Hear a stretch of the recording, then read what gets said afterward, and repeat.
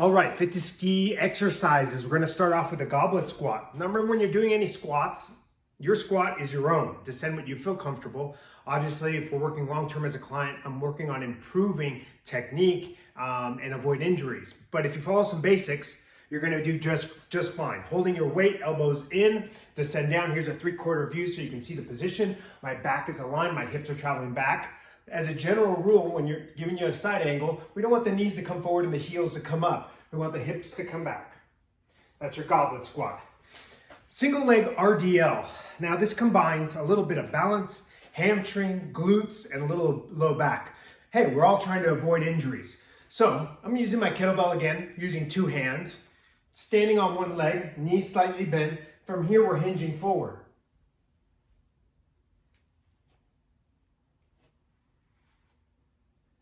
I always tell my clients that this is, I'm a little teapot exercise because you're hinging.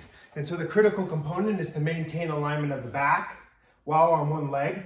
What the other leg is doing is not as important, but I will tell you this, if you're keeping it extended, it's gonna help you overall with balance. All right, side planks are very easy, but we'll review.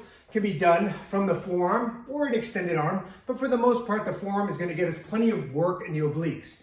The obliques, for me, are the critical component for athletic movements. And so when we are moving or we're changing direction in any sport, that's all deep muscular movement, and that resides in the obliques. So laying down on your side, hip up, holding for time, can be here, or it can be here. Keep yourself flat, navel's actively pulled to spine.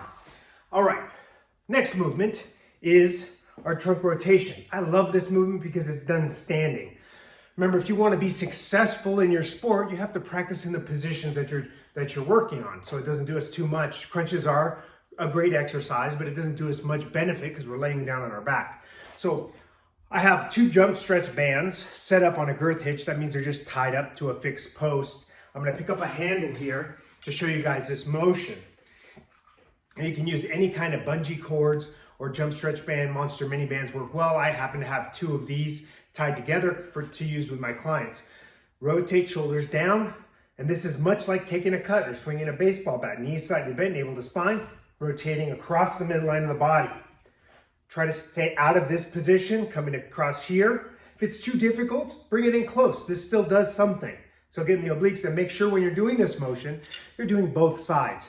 The other slight thing that's critical is that we do get some movement in the foot. So as you're rotating across, I do pivot off my back foot, much like swinging a bat. The last motion we're gonna do is an injury preventative motion that I affectionately call fire hydrants. And not just me, many trainers do that. And this is for the muscles of the outer hip.